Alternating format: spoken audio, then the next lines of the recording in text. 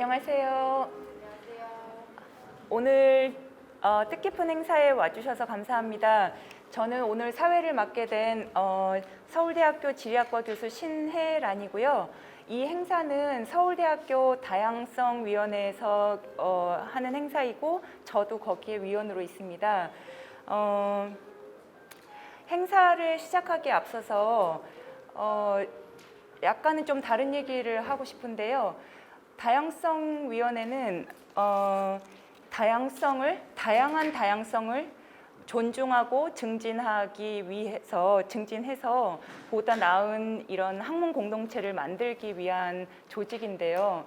그리고 오늘 작가님을 모시고 하는 행사가 바로 이 책 퀴어는 당신 옆에서 일하고 있다인데, 이거를 보면은 작가님이 그런 얘기를 해놨어요. 주변화된 정체성을 가지고 주류에 도전하는 그런 권력을 깨려고 하는 우리는 모두가 퀴어다, 이런 얘기를 해놔서 굉장히 많은 공감을 했는데요.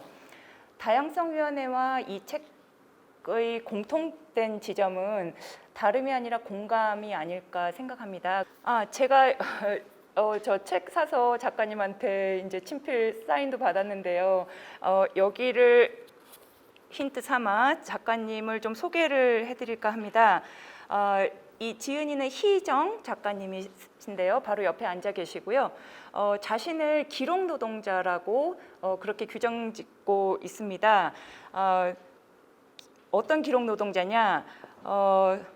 보잘것 없어진 억울함, 그리고 아픈 거, 살아가고 싸우고 견뎌내는 일을 기록하는 기록 노동자라고 그렇게 스스로를 얘기하시는데요. 그 전에 쓴 책은 삼성이 버린 또 하나의 가족, 이것은 직업병에 시달리는 삼성 반도체 노동자와 그 가족들의 이야기이고요. 그리고 노동자, 쓰러지다, 이런 또 책은 사람이 일하다 죽는 것을 당연히 받아들이는 우리 사회의 모습을 기록했다고 하시고, 또 이정미 노동열사 평전인 아름다운 한 생이다, 이런 책도 쓰셨습니다. 그래서 오늘은 퀴어는 당신 옆에서 일하고 있다라는, 저는 굉장히 재밌게 읽은 책인데, 이 책에 대해서 이제 사전 질문을 받았거든요. 그래서 오늘 한 4꼭지 정도로 발표를 준비해 오셨는데, 제가 생각하기에는 한 꼭지 끝나고 나서 그거하고 연관된 질문을 제가 드리고, 그리고 혹시나 지금 여기 와주신 분들 중에서도 연관된 질문이 있으면 하시고, 그런 식으로 다소산만하지만 그래도 좀 상호작용이 활발한 그런 자리를 만들면 좋겠습니다. 그러면 부탁드려도 될까요? 예. 예, 반갑습니다. 기록노동자 희정입니다.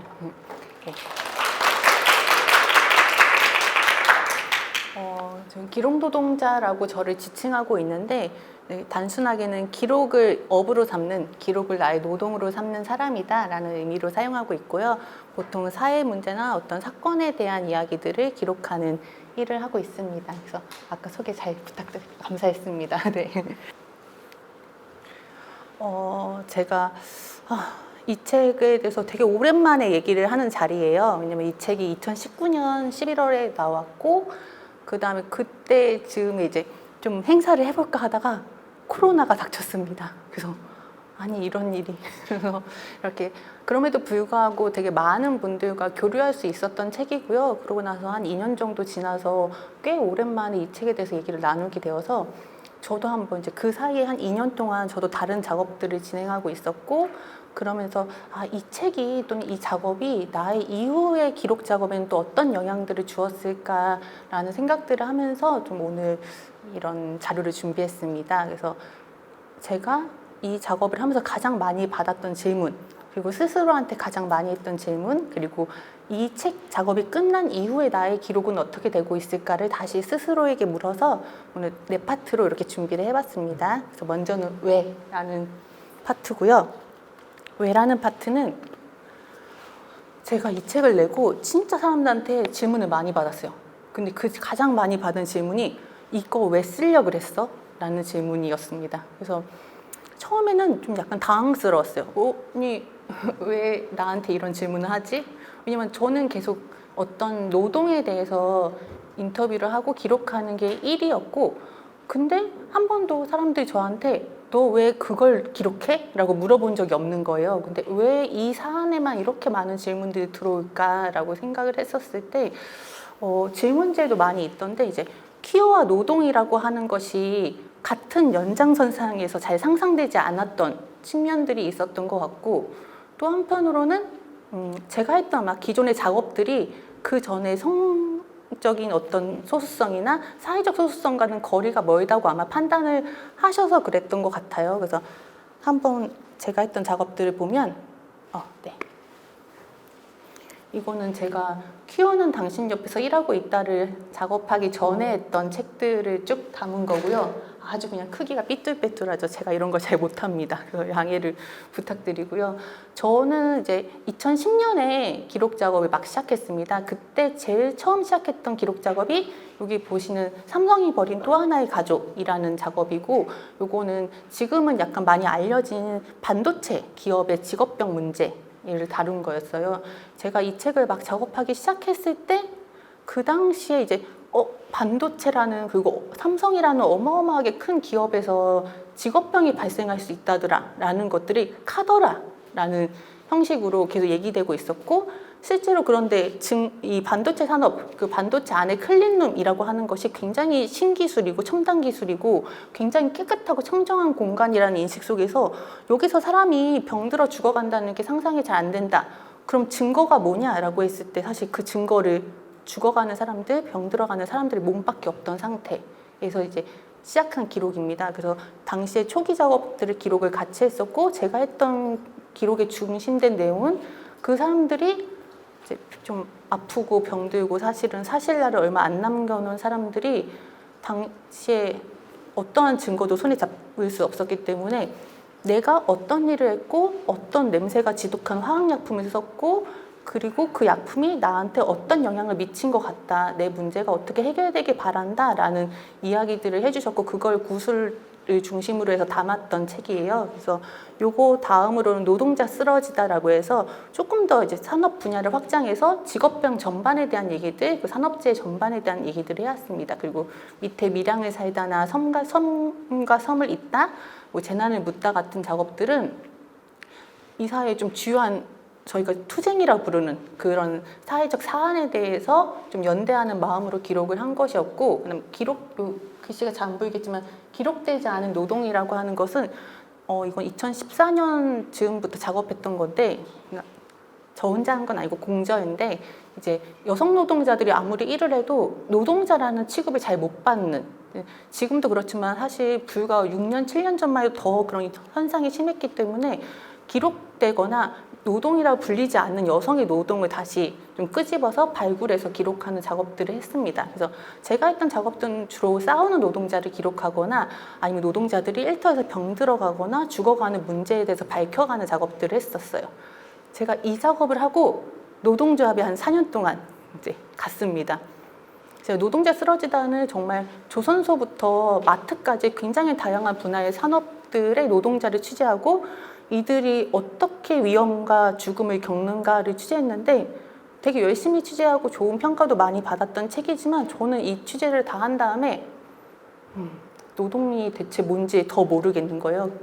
약간 제가 지인들한테 얘기하고 다닐 땐 수박 겉핥기를 하고 있는 것 같다라고 얘기했고, 책의 앞부분에는 이 책은 소꿉장난 같다라고 써놨어요.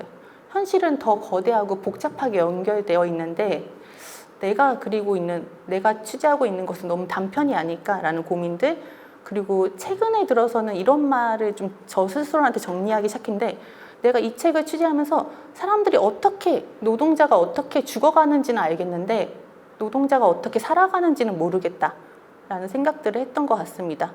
그러면서 노동자가 좀 있는 곳이 어딜까라고 생각을 하다가 노동조합에 가야겠다. 그럼 거기 노동자 되게 많잖아 라는 생각을 했어요.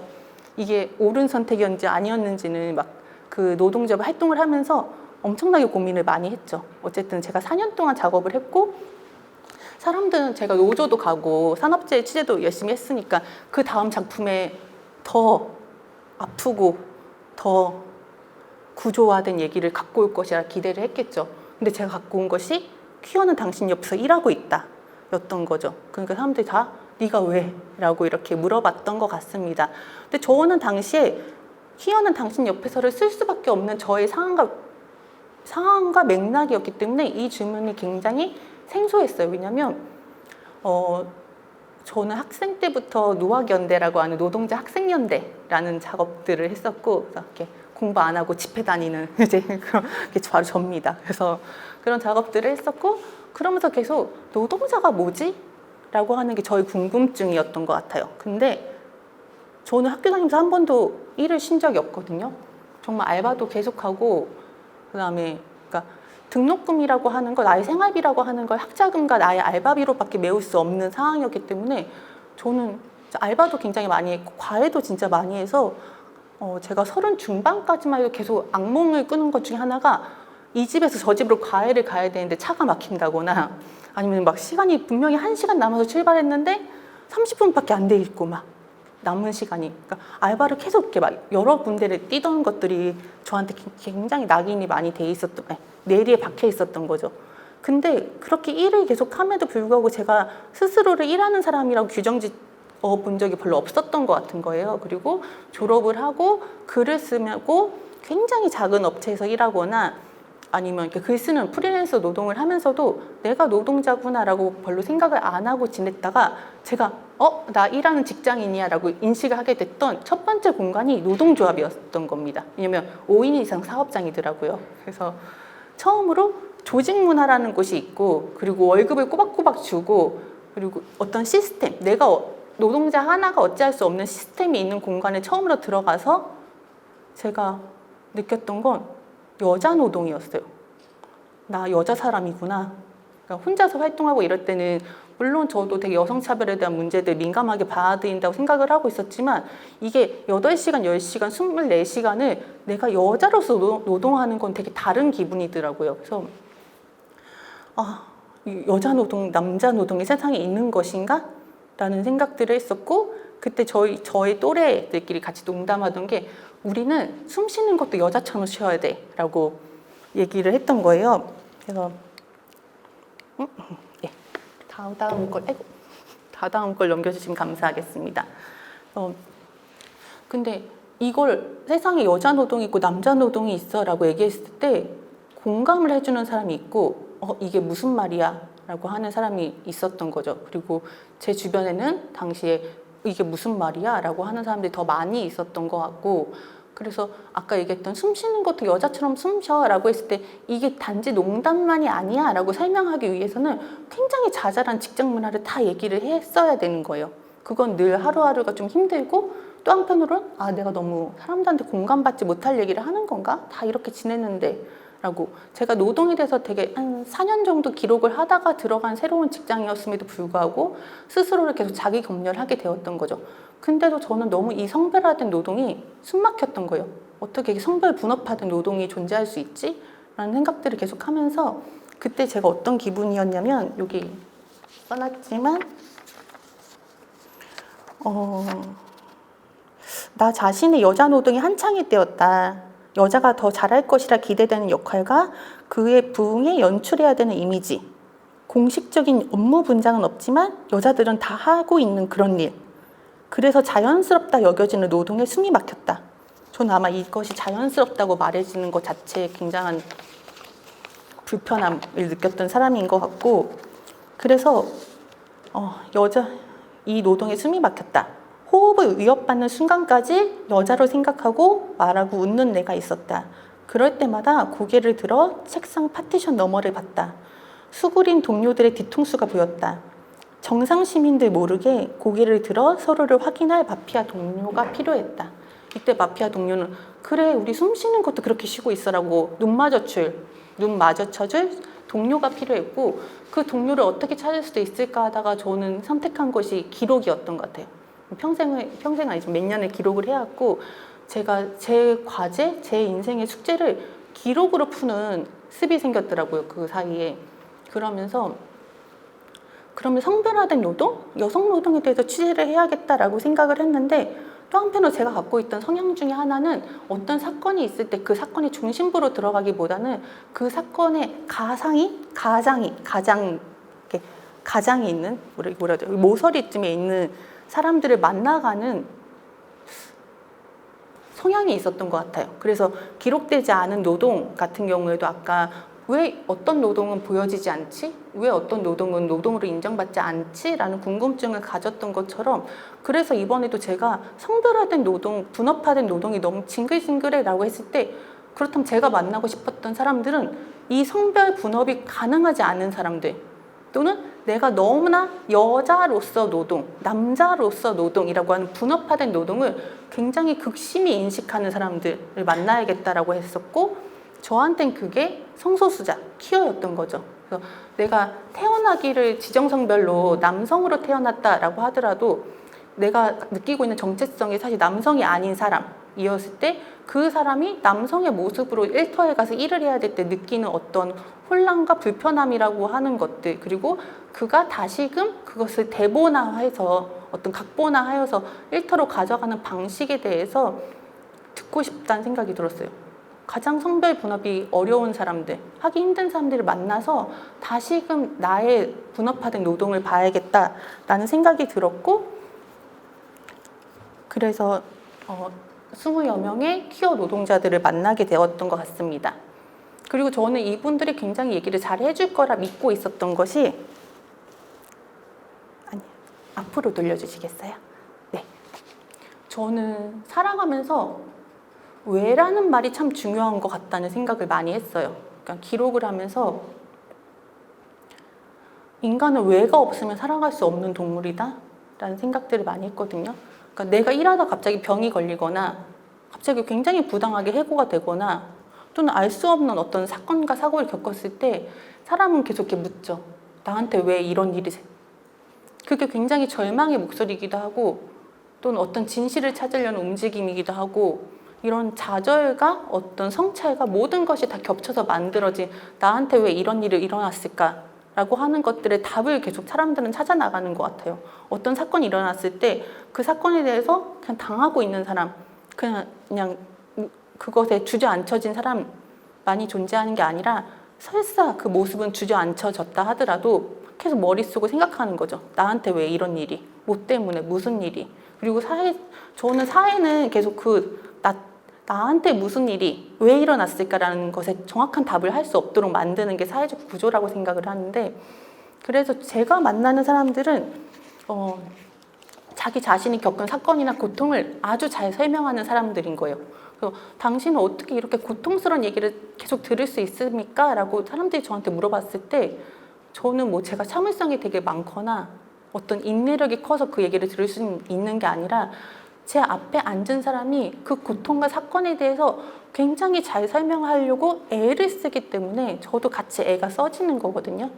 그 눈물과 상심마저 서사의 틀에 넣어서 자신에게 계속 자기 설명을 시키는 거죠. 내가 이래서 저래서 이런 일을 겪게 되었어 라고 하는 것들. 저는 퀴어들을 만났을 때도 퀴어 노동자, 저희 퀴어 인터뷰들을 만났을 때도 그들이 이 외에 대해서 굉장히 잘 설명해 줄 거라 생각했어요. 내가 왜 이 맞지 않는 옷을 입고 일터라는 공간에 들어가야 되는지, 내가 왜 남자 노동, 여자 노동을 해야 되는지를 굉장히 잘 설명해 줄 사람들이다. 왜냐면 그 부자연스러움을 계속적으로 겪어내고 그로부터 자신들을 납득시켜야 되는 사람들이었기 때문에. 그래서 저는 이제 퀴어 노동자들을 만나게 되었고 뭐 뒤에 얘기할 거지만 그 20여 명의 사람들을 만난 것이 저의 기록에 있어서 굉장한 큰 의미로 남게 되었습니다. 감사합니다. 제가 지금 이 1섹션하고 관련된 질문을 좀 보면요. 부분적으로는 좀 이미 답을 해주시기도 했는데요. 대학원생들이 되게 많으세요. 여기 와 계시는 분들은 어떤지 잘 모르겠지만 그리고 제가 그냥 짐작하기에는 이 대학원생들이 연구 방법으로 아마 인터뷰를 하고 있거나 아니면 생각하는 분들이 아닐까 생각하고요. 정세미 씨, 이하영 씨, 최정아 씨, 그다음에 김희연 씨가 의견과 질문을 주셨는데 보면은 이제 책을 저술하게 된 계기 많이 물어보시고 다양성 존중하는 책을 써주셔서 감사합니다 이렇게 쓰신 분도 있고요. 이 질문은 추가로 드려야 될 것 같아요. 책을 집필하시면서 마주친 가장 큰 어려움은 무엇이었나요? 사실 2장에 2부, 3부 이 설명이 조금 들어가 있기도 한데 질문 주셨으니까 먼저 답변을 좀 해보면 가장 큰 도전이라고 하는 건 무엇이었나라고 한다면 저는 작업하는 내내 도전이었어요.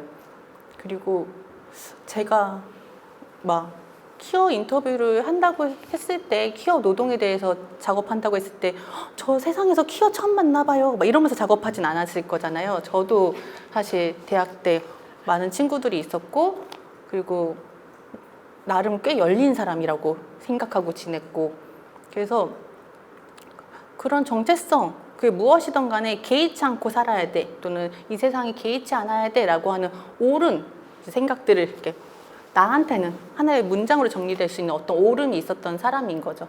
근데 저는 사실 인터뷰라고 하는 것이 좀 저한테 의미가 있는 지점은 뭐냐면 키어는 당신 옆에서 일하고 있다를 쓸 때 패싱이라는 단어가 되게 많이 나와요. 그거는 키어들이 자주 쓰는 단어기도 하고 패싱은 그냥 이렇게 전 일반인인 척 지나쳐 간다. 그러니까 내가 좀 특이하고 너랑 다른 사람이라는 걸 상대가 모르게 지나쳐 간다는 의미잖아요. 그래서 우리가 일반인인 척해, 일반인 코스프레해, 막 이렇게 얘기하는 것들인데 실제로 저희가 패싱이라는 단어를 이렇게 봤을 때 저는 우리 모두가 패싱을 하고 살아간다고 생각을 하거든요. 각자 고유한 나가 존재하는데 고유한 내가 존재하는데 그것이 다른 사람 눈에 어색하게 보이지 않게 그리고 다른 사람 눈에 좀 도드라지거나 다르지 않게 보이기 위해서 조직이나 문화 속에서 계속 자신을 패싱하면서 그냥 스쳐 지나가는 사람으로 둔다고 생각을 해요. 그래서 어느 정도 다 패싱을 하고 사는 게 아닐까라고 했을 때 저한테 인터뷰 작업은 그 패싱하는 사람, 우리가 같이 그냥 패싱하면서 지나가는 이 거리의 사람, 거리의 행인으로 존재했던 사람을 내 눈앞에 마주 앉는 작업이거든요. 그래서 그 존재를 직시하고 직면할 수밖에 없는 그래서 서로가 서로를 그냥 흉내내며 지나치지 않고 당신이 누구인가를 서로에게 전하는 자리가 저는 인터뷰 자리라고 생각을 해요. 그런 측면에서 저도 나는 뭐 키어에 대해서 친화적인 사람이지 또는 뭐 내 안에 소수성이 있어 라고 가볍게 얘기하던 것들에 대해서 그 사람들과 수많은 자리에서 마주 앉아서 서로를 직면했을 때 그 자리라고 하는 것이 같이 감당해야 되는 것들이 존재하기도 하고 또 한편으로는 제가 갖고 있는 수많은 낡음, 촌스러움, 또는 편견, 무지라고 하는 것들을 사정없이 들켜야 되는 순간들이었던 거죠. 한 예로 제가 진짜 좋아하는 인터뷰가 있는데 마늘이라고 저희 책에 나오는 근데 이 마늘을 거의 초반 인터뷰 때 만났어요. 제 친구의 겹지인이라 그래서 친구의 친구로. 근데 처음 만났을 때 마늘은 그냥 이렇게 자신의 지정성별이 있지만 자신의 성별을 정하지 않은 상태라고 했던 젠더 키어의 상태로 저를 만났고 그랬을 때 그냥 위에는 되게 그냥 프리하게 나왔는데 밑에는 청치마를 짧게 입고 온 거죠. 그리고 그런 마늘의 모습은 어쨌든 기존의 여성 또는 기존의 남성이라고 하는 모습에 전혀 걸맞지 않기 때문에 주변의 이목들을 다 끌고 있었던 거예요. 근데 우리는 되게 그 대학교 앞에 가장 핫한 플레이스 마카롱이 진짜 맛있는 카페에서 만나서 통유리 앞에 앉아가지고 서로 2시간 동안 얘기를 나눴어야 되는 거죠. 그랬을 때 그 시선이라고 하는 것들은 계속 저도 부딪혀내야 되는 거였고 그랬을 때 그 같이 보낸 시간들을 계속 겪으면서 제가 2가지 생각을 하게 되는데 하나는 그냥 이런 시선들은 정말 문제적이야. 이런 시선들에 대해서 굴복하면 안 돼라고 얘기했던 그것의 실체가 무엇인지를 시간을 들여서 겪어낸 그래서 나도 그가 겪었던 아주 일부를 감내해야 되는 어떤 같은 자리라는 게 똑같아라는 게 아니라 그 순간 같은 자리에 존재했던 사람으로서 존재해야 되는 거 하나와 또 한편으로는 같은 시간을 그도 일정하게 같이 견뎌내고 같이 누려왔기 때문에 마늘에 지나온 시간에 대해서 고민하지 않을 수 없었어요. 마늘은 굉장히 태연했거든요. 그런 시선에 대해서. 근데 이 시선에 대해서 태연해지기까지의 수많은 마늘의 시간이 존재할 거잖아요. 마늘한테 있었던 수많은 사건들이 존재할 거고 그때 저는 판단을 해야 됐죠. 이 사건에 대해서 내가 어떤 태도를 지닐 것인가, 이 사건의 기록자로서 어디까지 묻고 또는 묻지 않을 것인가, 그러니까 정말 해석할 것인가, 이것을 어떻게 독해할 것인가는 정말 나중의 문제고, 당장 그 순간 그가 지나온 사건에 대해서 내가 어떤 태도를 지니고 어디까지만 궁금해하고 어디까지만 묻지 않을 것인가 라고 하는 것들을 계속 고민해야 되는, 그래서 모든 대부분의 인터뷰들과 만나는 시간이 끊임없이 그런 지점들을 고민해야 되는 순간이었고, 사실 그 고민을 지나고 보면 제가 사람을 어떻게 대해야 되는가를 사실 실시간 고민하게 하는 순간이었고 시간이었고, 그러면서 사실은 그 시간을 제가 막 머릿속에 막 이러고서는 되게 우아하게 견디진 않았을 거잖아요. 왜냐면 인터뷰는 계속 무언가를 묻고 답하고 리액션 해야 되는 자리니까 사실 한숨 표정 이런 것들로 다 드러났을 테고, 그래서 저는 계속 무지함을 또 저의 낡음을 들키는 것들을 또 한 번 연습해야 되는 거였죠. 그리고 그 낡음과 무지함을 들킬 때마다 사실 조금 더 내가 이 작업을 통해서 달라질 거야, 또는 조금 더 당신을 이해하거나 아니면 당신과 마주 앉기 걸맞은 사람이 될 거야 라는 자기 확신 또는 자기 노력이 없었으면 그 부끄러움은 그냥 정말 너무 부끄러움이거든요. 그건 인터뷰를 망칠 것 같은 부끄러움. 그래서 그런 것들을 새겨나가면서 저는 사실 인터뷰와의 관계를 맺은 건 아마 그래서 이 작업이 시작이지 않았을까, 그런 의미로 라고 생각을 합니다. 그래서 그 인터뷰는 내내 계속 도전이었다라고 말씀드리고 싶어요. 그 여기 계신 분들이 굉장히 약간 고개를 끄덕거리는 게 아마 인터뷰를 하셨거나 하려고 생각할 때 느끼는 어려움을 굉장히 공감하시면서 하는 것 같아요. 저도 그랬고요. 여기 이제 한 분은 석사과정생인데 교차성 이론을 공부하며 소수자들을 인터뷰하는 연구를 하고 싶다는 생각이 있는데요. 인터뷰 어려운 점도 물어보셨지만 방금 답하셨고, 인상 깊었던 점, 약간 그러면 보람이라고 할까요? 아니면은 이래서 내가 인터뷰를 하는구나, 그렇게 생각하신 점이 또 있을까요?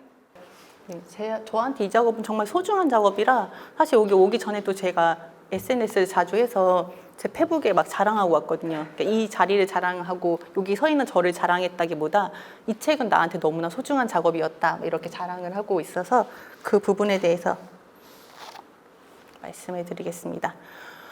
아마 제가 정체성과 노동에 대해서 처음으로 고민하게 된 작업이 아닐까 해요. 그래서 먼저는 이거는 이제 제가 뭐 아무것도 없는 무해 상태에서 기록을 했던 것들은 아니고, 이미 성소수자 단체들에서, 그리고 또 퀴어와 노동을 고민하고 있는 단체들에서 수많은 실태조사 또는 인터뷰 작업들을 해주셨어요. 그래서 책에도 그런 부분들을 많이 인용을 했고, 여기 오신 분들 다 아시겠지만 극심한 사실은 좀 불합리한 대우들을 받고 있죠. 그래서 요거는 그냥 수치화된 부분들이고, 이 수치를 실제로 만나서 인터뷰로 들어야겠다라고 했을 때, 이건 아까 얘기했던 마늘의 대화였는데, 자기 인생이 트루먼 쇼 같다라고 얘기를 했죠. 누가 나를 이렇게까지 괴롭힐 수 있나 라고, 나한테 왜 이런 일이 일어나게 됐을까라고 이제 얘기한 부분들인데, 저는 수치화된 내용들 또는 그런 숫자로 얘기될 수 있는 어떤 사건이나 감정들을 목소리를 전해 듣는 것들도 굉장히 중요한 일이다라고 생각을 했지만, 한편으로는 이 목소리를 기록할 때 이것들을 좀 주의하자라고 했던 게 있습니다. 제가 인터뷰를 하려고 여러 이렇게 토론회나 행사 같은 거 이제 막 이렇게 쫓아다닌 거죠. 그래서 당시에 이제 막 퀴어와 노동에 대해서 얘기하는 좋은 자리들이 막 만들어지고 있었던 때였고, 저도 거기를 쫓아다니면서 이렇게 어떤 자료조사 같은 느낌으로 열심히 참관하고 듣고 있었는데, 그때 제가 좀 위화감이 느껴진다라고 했던 느낌이, 모든 자리는 아니지만 몇몇 행사에서 이렇게 퀴어들이 나와가지고, 전 내 집연인데 사실 제 여자친구를 속여야 돼요, 막 이런 게 너무 힘들어요, 아니면 뭐 저는 누구인데 뭐가 힘들어요 라고 얘기했을 때, 여기에는 성소수자 패널들이 앉아서 그 직장 생활의 어려움, 당신들은 모르는 직장에 어떤 어려움이 있다라고 얘기를 하고, 그럼 약간 알 수는 없지만 되게 사회적으로 정상인 또는 일반인처럼 보이는 패널들이 세상에 어떻게 이런 일이, 막 이런 반응이 오는 거예요. 약간 방청객 같은 느낌? 그래서 이 사람들은 자신의 사연을 설명하고 거기에 세상에 이렇게 부조리해라, 이렇게 불합리해라, 막 이렇게 어쨌든 공감해주는 사람들이 있고, 근데 저는 그 모습이 너무나 좀 우려되었던 것 같아요. 제가 책을 냈을 때 내 책이 굉장히 특이한 어떤 사람들의 겪는 어려움, 어떤 슬픈 사연 이런 걸로 소화되게 하고 싶지는 않았던 거고, 그러면 이들의 얘기가 특별할 것이 없다라고 얘기하고 싶으면 어떻게 해야 될까라고 했을 때, 지금 다시 작업을 한다면 저는 조금 다른 고민들을 하면서 작업을 하겠지만, 당시로서는 1반, 2반으로 나뉘어진 세계에서 사실은 그 둘의 나눔이라고 하는 것들이 어떤 의미에선 무의미하다, 어떤 의미에선 접점이 되게 많다라는 것들을 얘기하고 싶었던 것이 있습니다. 그래서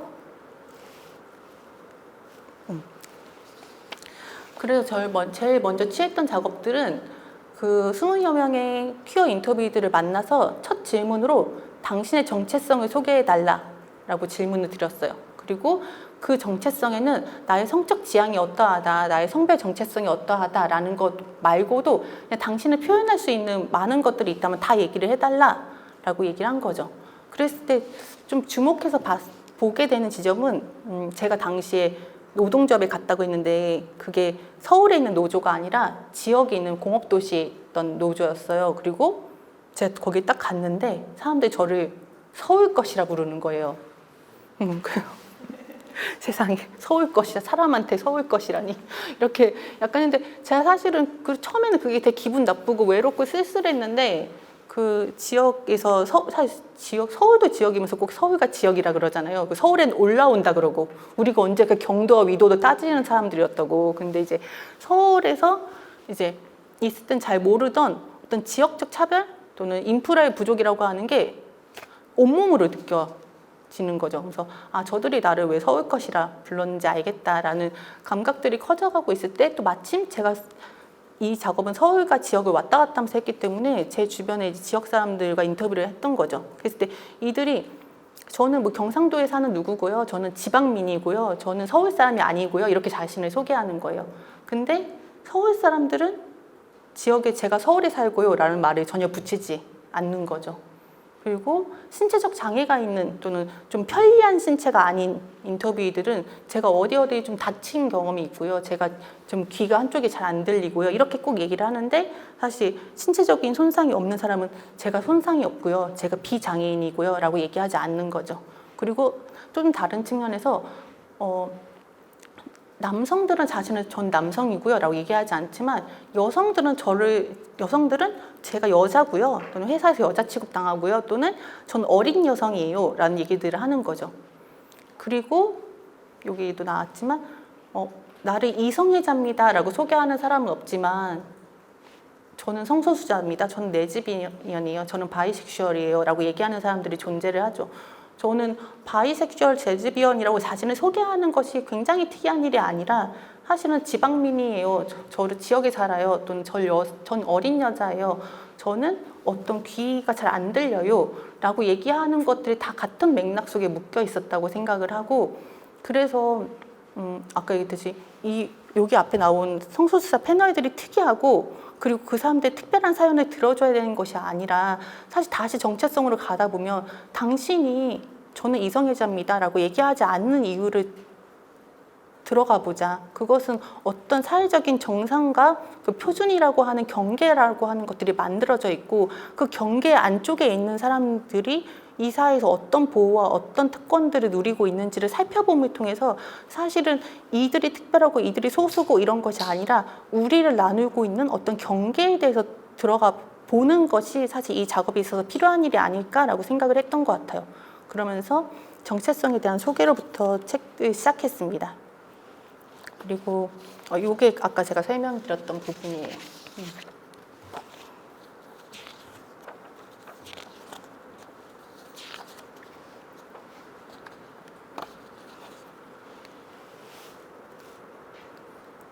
하나만 더 넘길게요. 네. 그러면서 저는 이것들이 규범 정상성이라는 문제들 속에서 다시 우리를 봐야 한다라고 생각을 했고, 저들을 특별하거나 저들을 어떤 위치에 있다라고 규정하지 않으려면 저는 가장 먼저 해야 되는 건, 이건 이 책 작업뿐만 아니라 기록 작업에 있어서 가장 제일 먼저 해야 되는 건 내가 있는 위치를 보는 거라고 생각을 하거든요. 그래서 비성소수자고 서울권 시민이고 뭐 남성이고 또는 어떤 정상성의 굴레에 들어가 있는 나 자신을 다시 보는 거, 그리고 나를 보는 건 쟤랑 나를 비교하기 위해서가 아니라 내가 어디 서 있는지를 알아야지 저 사람과 나의 거리를 잴 수 있다고 생각을 해요. 우리가 자를 잴 때 여기 있는 걸 재려고 하지만 여기서 어디서부터 어떻게 재야 되는지는 내가 있는 곳에서 시작할 수밖에 없잖아요. 내가 있는 위치와 자리를 놓지 않고 저기에 있는 사람의 길이를 재려고 했을 때 실패가 나게 되죠. 그리고 기록 작업은 그런 실패를 굉장히 많이 가질 수 있는 가능성이 존재하는 작업이고, 그랬을 때 내가 있는 위치를 재야 되는 것이고, 그래서 내가 있는 위치를 재는 이유는 저 사람과 나의 거리와 관계를 재기 위함이다라고 생각을 했습니다. 그래서 그렇게 들어온 화두가 저한테는 정상성이라는 화두였고, 이 규범, 정상화된 규범들 속에서 사실은 우리 모두가 정상을 강요받고 있는 것이 아닌가. 그래서 애인 있습니까? 라고 하는 질문이 실제로는 키워드한테만 괴로운 게 아니죠. 사실 애인이 있습니까? 질문은 저도 너무 괴로운데, 저는 이제 노동 현장 또는 어떤 사업장으로 일하는 사람들한테 인터뷰를 가면 3대 관문이 있다고 얘기를 해요. 그러니까 나이 이제 다 드러내야 되고, 애인 여부, 결혼 여부, 그다음에 자식 여부, 이렇게 해서 쭉 이 사생활을 이렇게 다 들이지 않으면 인터뷰 입성이 힘들거든요. 거기서 경계가 시작되는 거죠. 사실 저는 이런 거 되게 그냥 아유 사람 사는 게 그렇지라고 그냥 넘겨왔던 것들, 좀 다소 불편한다라고 넘겨왔던 것들이 저는 암묵적으로 사실은 우리의 규범과 정상성이라고 하는 것들을 계속 확인하는 작업이라고 생각을 하는 거죠.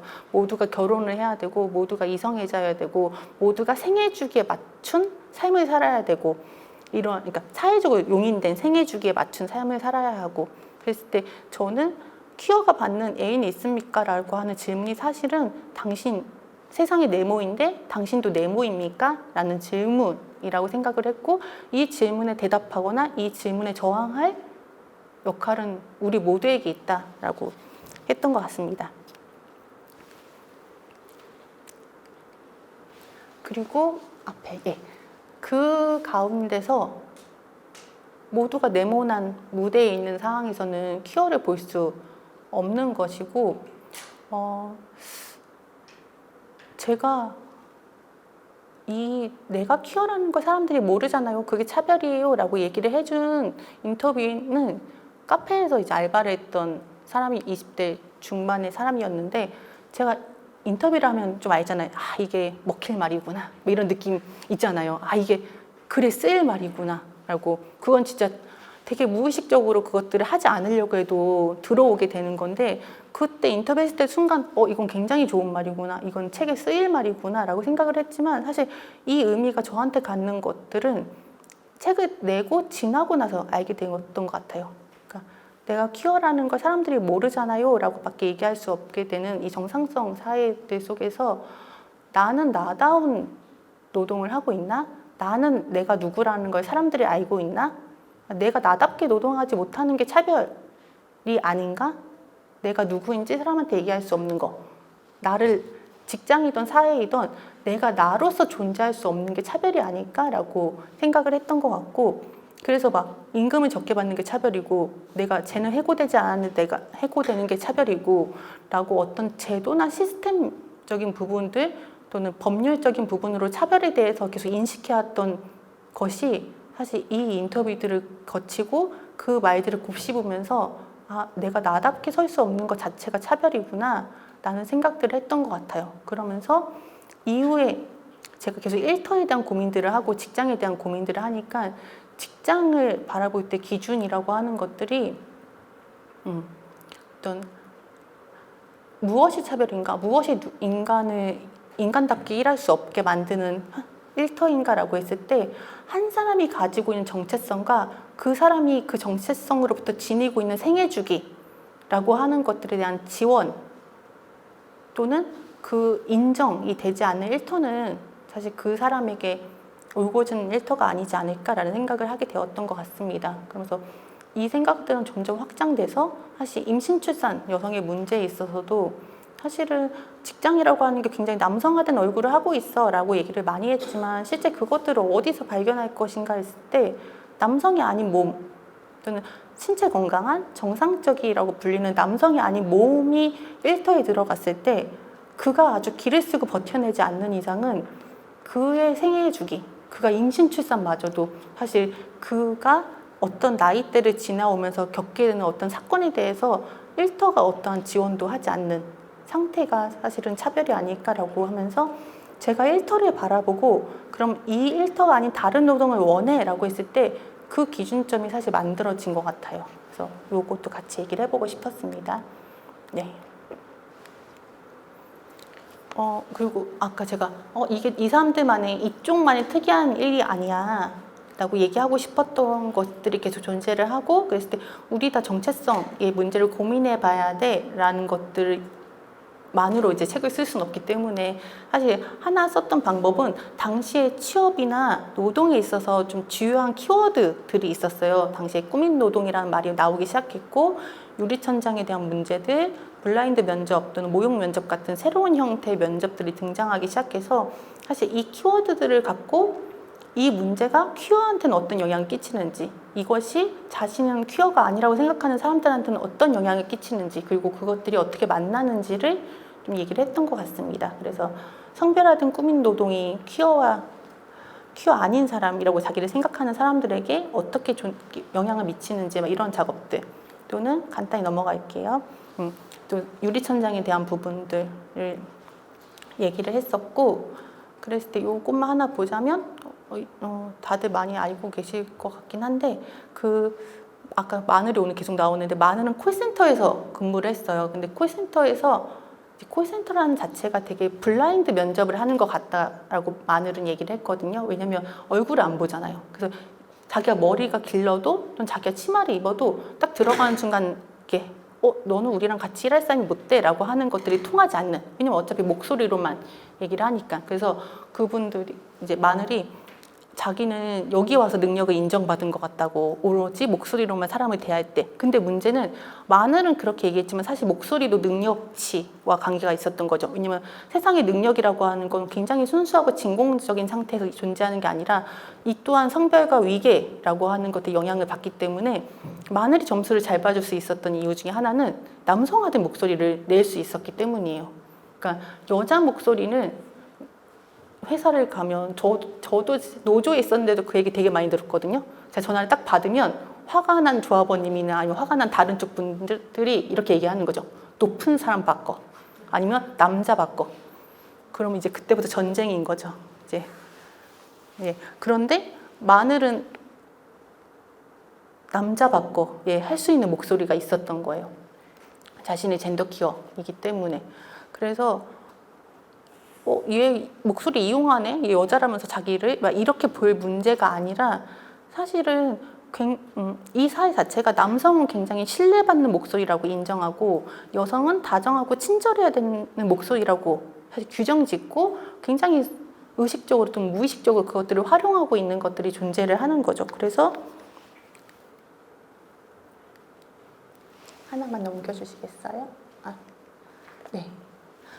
마늘이 모습을 바꿀 수 있다고 자신 있게 말한 건 성별이 고정화되지 않은 정체성 때문이 아니다. 오히려 마늘은 각각의 성별에 기대하는 것이 너무나 엄격하게 나눠져 있기 때문이라고 했다라는 것들. 그래서 사실 제가 얻고 싶었던 왜 이렇게 성별화된 노동들이 나를 옥죄는 걸까라고 했을 때 그것들을 퀴어나 다른 형태의 노동들을 하고 있는 사람들한테 만나고 싶어 거기서 단서와 답을 얻고 싶어라고 했을 때 마늘이 저한테 준 답 중에 하나였던 거죠. 그래서 이렇게 엄격하게 구별되어 있는 규범화되어 있는 문화라고 하는 것들 또는 제도와 시스템을 어떻게 변모할 것인가 변화시킬 것인가라는 게 저희 고민 속에도 들어왔습니다. 그리고 단지 이게 퀴어 대 퀴어가 아닌 사람의 문제만이 아니라 저는 계속 제가 계급, 계층 이런 데 관심을 두고 사회적 자원에 대한 관심을 두는 사람이었기 때문에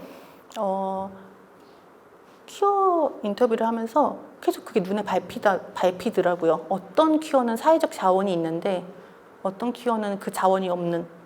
그래서 제가 되게 인터뷰를 하면서 많이 들었던 얘기 중에 하나가 운에 대한 얘기예요. 그러니까 사람들이 다 이렇게 얘기하는 거예요. 저는 운이 좋아서 취업을 할 수 있었어요.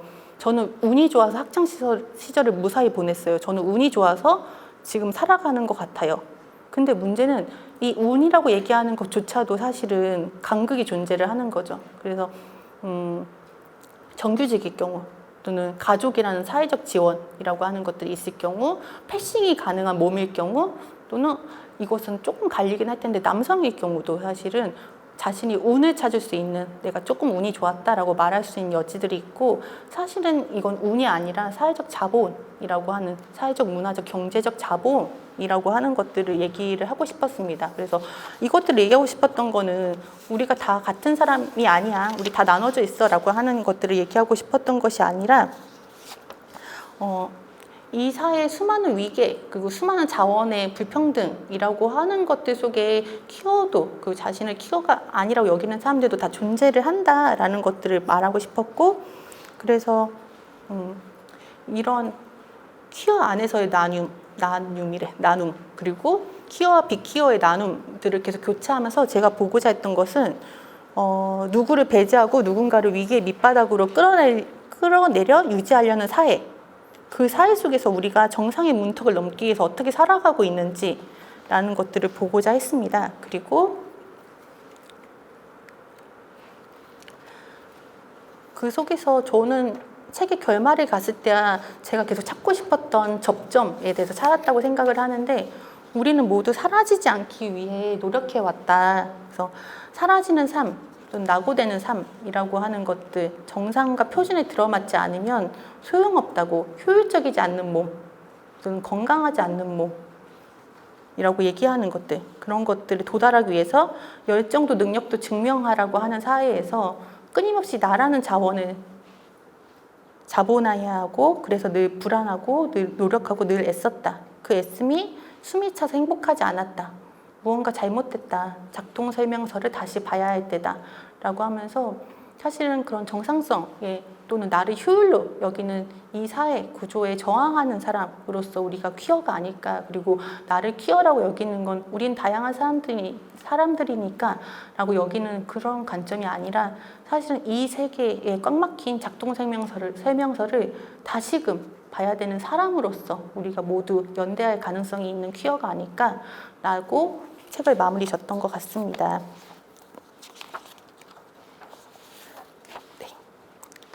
네. 아까 이 책에서 되게 인상이 깊었던 것들 작업하면서 이렇게 여쭤봐 주셨는데, 그 부분부터 나오는데, 저는 이 소수성 또는 소수성을 가진 사람들의 노동을 인터뷰하면서 어떤 북토크에서 이렇게 얘기를 했는데, 나의 기록에 소수성이 들어왔다라고 얘기를 해요. 그리고 나의 기록에 소수성이 들어왔다라고 하는 건 내가 소수자를 인터뷰했어 라고 하는 게 아니라, 그리고 나도 퀴어인 줄 알았어 라고 얘기하는 것에 그치는 것이 아니라,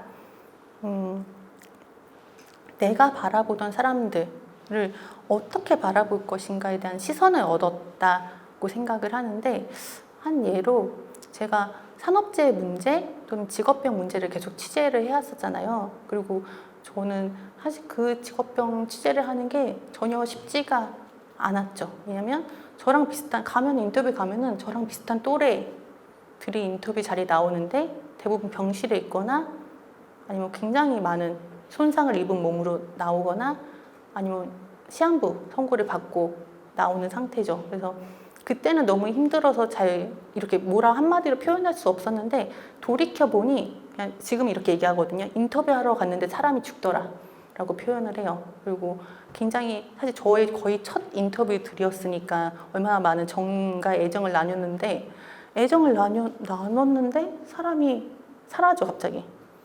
이런 끔찍한 상실을 경험하고, 근데 제가 그 끔찍한 상실을 우울과 슬픔에 빠지지 않았던 이유는 너무 절박해서였어요. 이 문제를 알려야 한다라는. 그 당시 아까 반도체의 카더라로 얘기된다. 어떻게 이 첨단의 산업에 사람이 죽을 수 있냐? 수만 명이 근무했는데 몇백 명 죽는 것이 어떻게 원인이냐? 우연이다라고 얘기하는 것들이 존재했었고, 그것들을 해소할 수 있는 방법들이 죽어가는 사람의 몸이 증거다라고 밖에 얘기할 수 없었기 때문에 그 증거를 굉장히 수집해야 되는 역할이 당시에 이제 그 반올림이라고 하는 단체 활동가들 또는 노동안전보건 활동가들 그리고 기록자로서 연대하는 사람들의 역할이 있었던 거죠. 그래서 이 문제를 굉장히 열심히 알리고, 그리고 나는 이 문제에 너무나 화가 나기 때문에 다른 사람들도 같이 화를 내주길 바랬어요. 굉장히 공분해 주길 바래서 제가 그 당시에 저의 키워드는 공분이었던 것 같아요. 같이 화를 내주셨으면, 같이 분노했으면. 그렇게 하기 위해서 조금이라도 읽히게 쓰려고 하고 조금이라도 잘 쓰려고 그러고 잘 전달하려고 했던 것들이 있는데, 그걸 쭉 지나고 나니까 내가 무엇에 화를 이렇게 냈지? 라고 했을 때 사회 시스템, 그놈의 삼성, 그놈의 반도체 기업들 내 화를 냈지만 또 한편으로는 이 말에 같이 화를 냈던 것 같아요. 내 몸이 이제 엉망이 됐다. 내 몸이 쓸모가 없어졌다. 난 다시 예전 삶으로 돌아갈 수 없다. 나는 더 이상 일할 수 없다. 나는 전과 완전히 달라졌다. 라고 인터뷰들이 한탄하고 한숨 쉬며 했던 말에 같이 나도 어떻게 그럴 수가 있을까요? 어떻게 몸이 이렇게 될 수 있을까요? 라고 같이 화를 냈던 것 같아요. 같이 분노하고. 근데 저도 이후에 작업들을 하고 키워 작업들을 하면서 일터에 들어갈 수 있는 몸이라고 하는 것들을 계속 고민하게 된 거죠.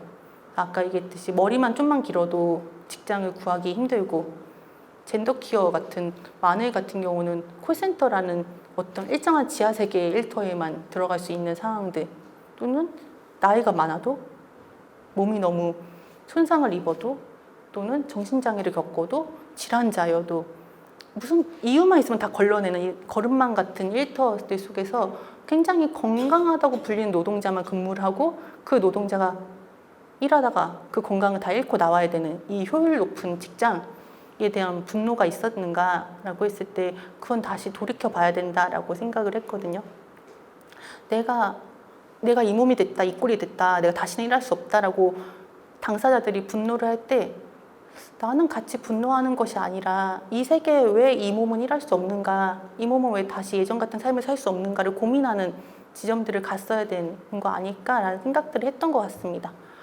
이게 저는 제 기록의 소수성이라고 하는 것들이 들어왔다라고 얘기하는 부분 중에 하나고, 이것은 제가 이 사람 심지어 당사자들은 그냥 이렇게 아픈 몸으로 존재하는데, 산업재해를 겪은 몸으로 존재하는데 저 혼자서 막 열심히 취재하고 깨닫고 막 키워 만나고 이래서 얻어진 게 아니라, 사실은 반올림의 피해자들도 저도 2010년에 제가 기록 작업을 했다고 했잖아요.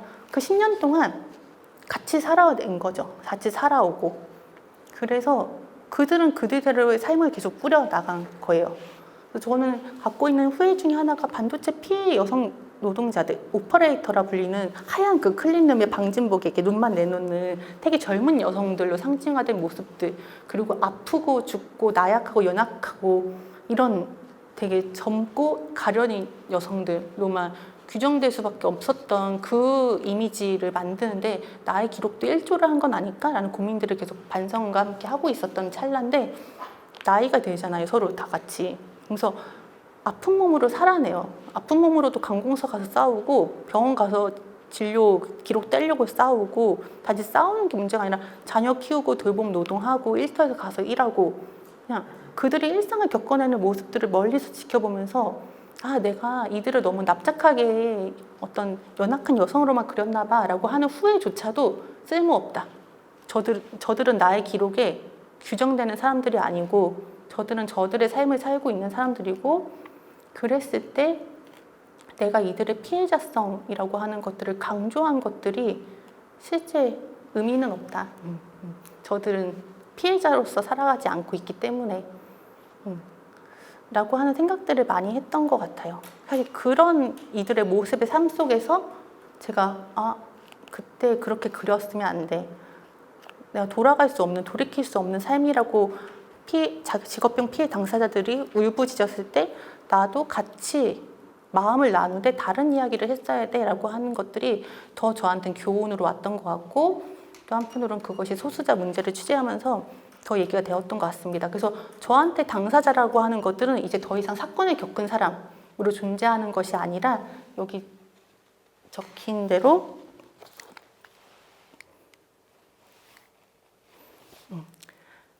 어떤 협상하는 사람, 행위하는 자, 행위자, 협상자라고 불리는 주체로서의 모습이라고 하는 것들로 인식된 것 같아요.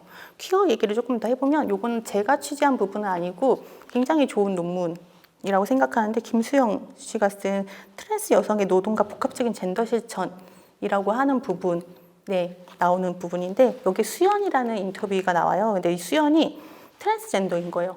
근데 직장은 어쨌든 여성으로 간 거예요. 남성으로 들어간 거죠. 그 입사는 그렇게밖에 가능하지 않으니까. 근데 하루하루 이렇게 계속 시도를 해봐요. 조금 더 네이스가 달린 옷을 입어보고, 다음날 사람들 그 반응을 봤는데 괜찮아, 뭐라 하는 사람이 없어. 그럼 조금 더 사회적으로 여성스럽다고 생각하는 옷을 좀 입어보고, 그리고 조금 더 네이스를 키워보고, 막 이러다가 결국은 치마를 입고 어느 날 갑니다.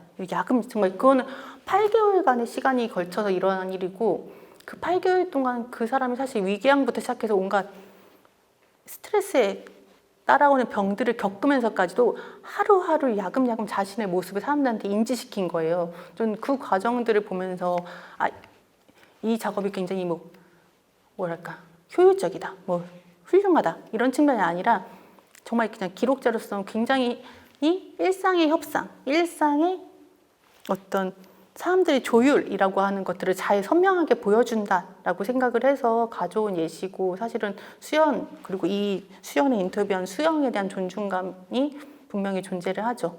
그래서 우리는 다 모두 다 협상하고 저항하고 적응하고 요구하는 존재로서 살아간다. 그래서 제가 싸우는 노동자들을 인터뷰한다고 했을 때, 싸우는 노동자들도 또는 어떤 되게 불합리함에 빠져서 절망한 노동자들도 사실은 매일 지거나 매일 이기진 않거든요. 사람이 직장에서 매일 지면 죽어요. 너무 힘들어서.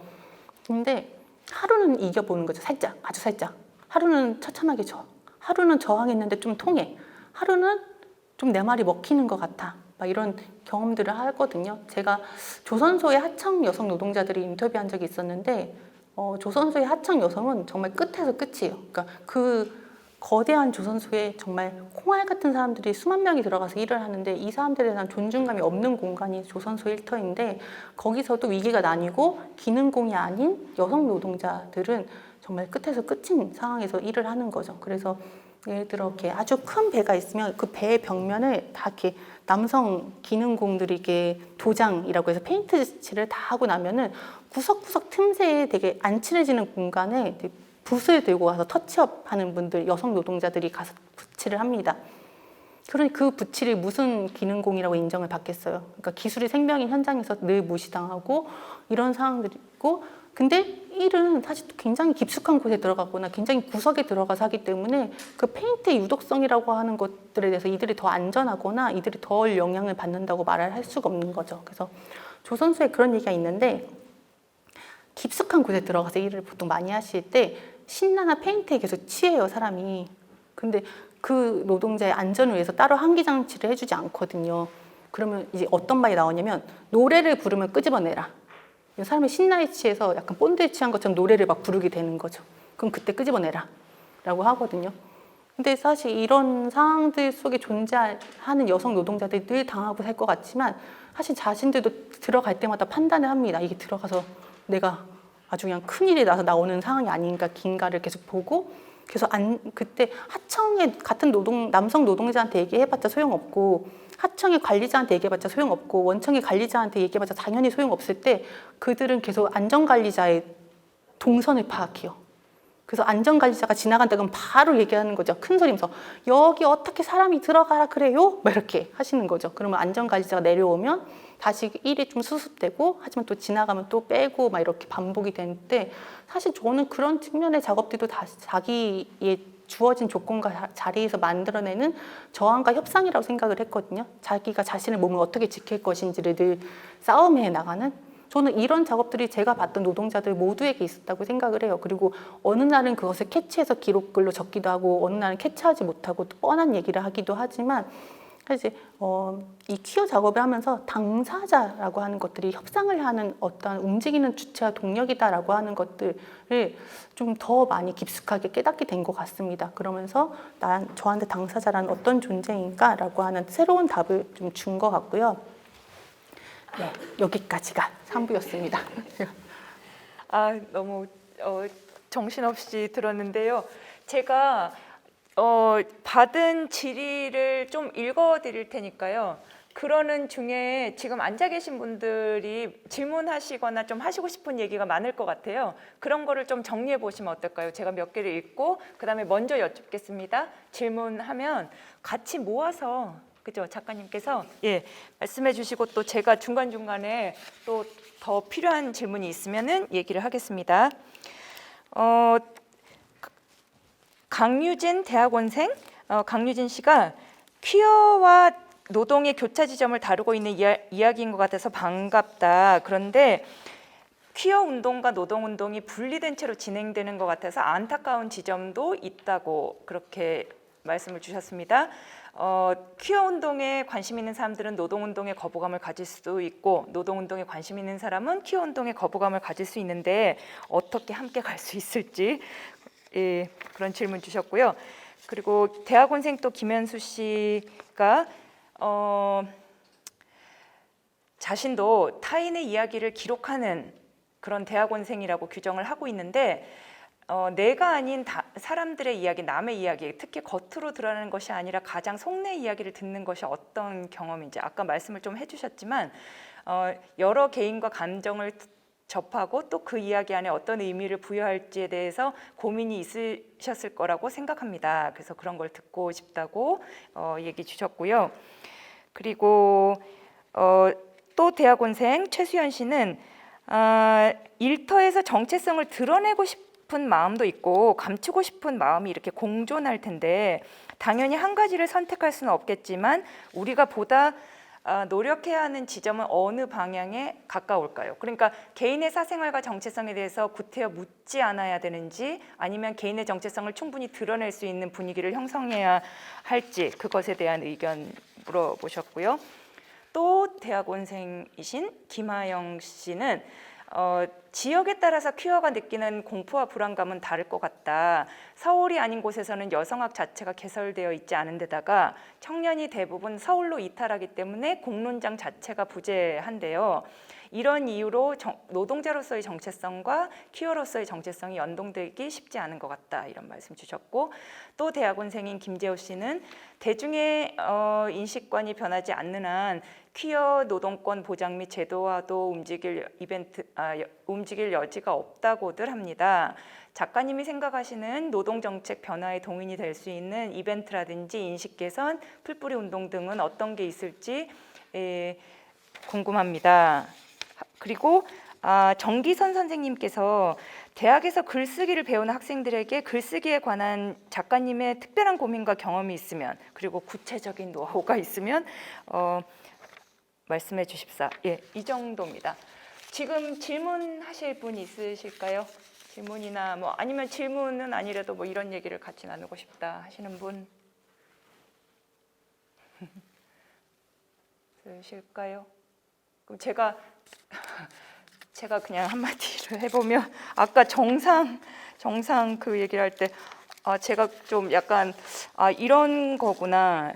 그러니까 물론 비주류라는 걸 살면서 늘 느끼죠. 근데 이제 제가 조금은 분위기가 자유로운 곳에 이제 미국과 영국에서 있었기 때문에 특히 직장 생활을 처음 시작할 때 그 학과에서 어쩌다가 이제 한 분이 그 거기에 있는 교수들의 제가 이제 교수가 되고 나서 그 뭐라고 하지 좀 사생활 그런 아이덴티티를 쫙 읊으셨어요. 근데 제가 너무 당혹스러운 게 뭐였냐면 그러니까 게이 레즈비언 꽤 있고 그다음에 저기 동거 오래 하면서 또 아이를 가지고 있거나 그리고 또 뭐 결혼을 한 사람도 있는데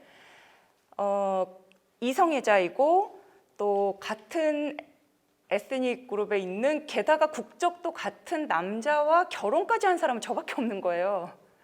그래서 사람들이 아, 너 결혼했어? 한국 사람이랑? 막 이렇게. 그래서 나중에 제가 임신을 했을 때 정말 창피했어요. 그러니까 너무 고루한 거예요, 제가. 그래서 그러니까 약간은 그럴 수 있는 분위기가 굉장히 이제 고마운 거였지만, 이런 것인가 하는 생각이 들었어요. 그러니까 한국 사람인 것으로 외국인 노동자의 그런 정체성도 당연하게 가지고 있었지만, 그게 조금 저한테는 뭔가 깨달음을 주는 계기가 되었고, 또 한 번은 저랑 친한 이제 그 동성애자인 이제 후배가 같이 막 얘기를 하다가, 근데 사람들이 자기 보고 동성애자들이 징그럽다, 좀 뭐라 그러지, 불결하다 막 이런 식으로 표현하는 걸 자기는 이해가 된대요. 그러면서 언니가 이성애자인 게 징그럽다고 사실. 그러니까 어떻게 그럴 수 있을까 이런 생각이 든대. 어떻게 그런 거 있잖아요. 그래서 제가 그래도 나를 존중해줘. 네, 근데 이제 그런 대화를 나눈 것이 많은 생각을 하게 됐어요. 저는 이제 약간은 피해자처럼 뭔가 소수자니까 존중해줘야 되고 이렇다고 생각했지, 그분들도 같은 약간의 혐오라든지 이질성을 느낄 수 있고, 그게 다수가 됐을 때는 굉장히 다를 수 있구나, 이런 생각을 좀 해본 경험을 한번 나눕니다. 예. 네. 말씀 주시니까 저희도 친구들끼리 가끔 그 얘기 하거든요. 이렇게 다 정체성이 다 다른 친구들이 모여 있으면, 너도 이쯤 되면 여자 만나야 되지 않니? 막 이렇게, 이제 정신 차려야지. 막 이렇게 반성할게. 막 이런 거 얘기하고. 사실 그렇게 하는 농담이 저희한테 그냥 뭘 주겠어요. 그러니까 우리가 안전한 공간에 있다라고 하는 안도감을 주기 위해서 서로를 계속 확인하는 작업이겠죠. 그래서 저는 이 질문하고도 연결되어 있는 부분인 것 같은데, 이제 여기는 그 질문이 없다마는 보통은 다른 데 가서 이렇게 질문을 받을 때 제 주변에는 왜 성소수자가 없는 것인가라고 묻는 분이 계셔요. 안전하지 않은 공간에 자신이 존재하기 때문이라고 저는 생각하거든요. 100명 중 몇 명이 확률적으로 있습니다, 뭐 이렇게 얘기할 수 없고, 그건 아무런 의미가 없는 답변이고, 당신이 얼마나 다른 사람들에게 그게 단지 퀴어만이 아니라 모든 정체성에 안전한 사람인지 또는 안전한 공간에 있는지를 좀 되짚어서 봐라라고 얘기를 드리고 싶다는 생각을 늘 했어요. 그래서 그런 측면을 말씀드리고, 질문이 너무 어려운데 심지어 너무 많아서 좀 큰일 났네요 하고 있습니다. 제가 먼저 내리에 먼저 꽂힌 질문부터 답변을 드리면, 이렇게 연수님이 주신 것 같은데, 어떻게 속내나 감정이나 고민을 듣느냐 인터뷰에서 라는 질문을 많이 이제 저한테도 많이 주시죠. 이런 질문, 어떻게 속 얘기를 좀 들을 수 있냐. 제가 기록을 막 처음 했을 때, 제가 10년 전에 했을 때는 잠깐 그렇게 배워온 적도 있고, 저도 약간 그렇게 하려고 애썼던 것 같아요. 그러니까 막 일상에 파고들어가지고 막 술자리 대화 듣고, 가끔 녹음도 하고, 요즘 같으면 큰일 나는 녹음도 하고 막 이렇게 하면서, 내가 저 사람이 너무 사사로운 얘기까지 다 알고 있어서 나는 저 사람을 잘 알고 있어 라고 착각했던 것 같아요. 사실은 그건 굉장히 나쁜 얘기로는 이야기거리가 될 거라는 판단들 때문이었겠죠. 근데 그런 시간은 얼마 지나지 않았고, 점점 제가 노력하고 있는 건 그 사람을 그러니까 인터뷰라고 하는 게 마주 앉는다고 했을 때 나는 여기 있고 상대는 저기 있으면 이게 마주 앉는 게 아니잖아요.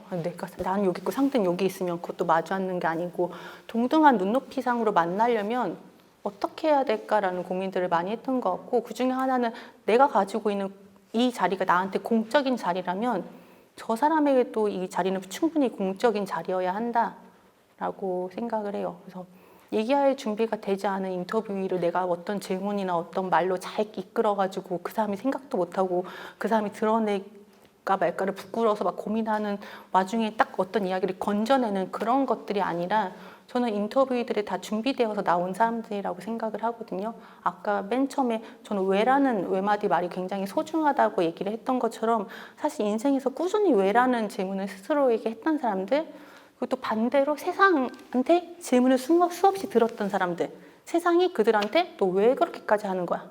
너 왜 그러는 거야? 라고 했던 질문에 대한 자기 답을 찾아가기 위해서 굉장히 애썼던 사람들이기 때문에 이게 자기 언어로 정리가 되어 있던 자기 문법화 되어 있던 간에 어쨌든 자기가 삶을 살아오면서 그 질문에 계속 직면하고 그 대답을 하면서 인생을 살아온 사람들이기 때문에 저는 이 사람들이 저만큼 공적인 위치로 마주 앉아서 자신의 생각과 사유를 저한테 전달해 줄 필요가 있다고 생각을 하고 그 정도의 신뢰는 서로에게 나누고 있다고 생각을 해요. 그래서 그런 측면에서 네.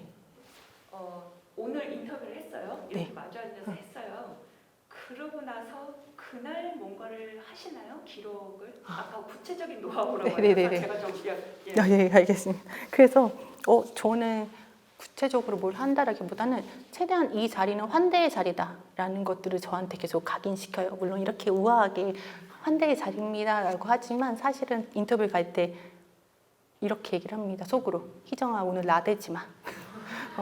저 사람이 얘기하는 자리고 저 사람한테 충분히 저 사람이 아까 수많은 자기 질문과 세상의 질문 속에서 괴로워하면서 찾아나갔던 답에 대해서 안전하고 편안하게 풀 수 있는 자리를 만들어 내기 위해서 너의 역할과 포지션을 잡아라고 계속 생각하는 것들이 있고 저는 어떤 특정한 노하우나 제가 지금 말하는 거 보면 아시겠지만 말을 잘하는 편이 아니잖아요. 근데 어떤 특정한 노하우나 기술이 있다기보다는 전 태도와 자세가 반인 일이라고 생각을 하고 그 태도와 자세가 숙련되게끔 계속 자신을 훈련시키는 일이라고 생각을 해요. 그리고 그렇게 해서 얻어진 말들에 대해서 이후에 굉장히 많이 곱씹습니다. 가끔 제가 농담으로 내가 우리 엄마 말과 애인의 말을 이렇게 곱씹었다면 정말 사랑받았을 텐데 이렇게 농담을 할 정도로 굉장히 많이 이 사람이 나한테 해준 말의 의미가 뭔지도 파악하려고 하지만 해주지 않았던 말의 행간이라고 하는 것들을 내가 캐치할 수 있을까? 라고 계속 떠올리고 머리에 이고 사는 것 같아요. 그럼 이런 건 어떨까요? 글 쓰시는 특정한 시간대와 장소가 있어요? 좋아하시는? 글 쓰는 공간과 시간대를 정하고 선호할 만큼 저의 노동의 양이 적지가 않아서 정말 닥치는 대로 일합니다.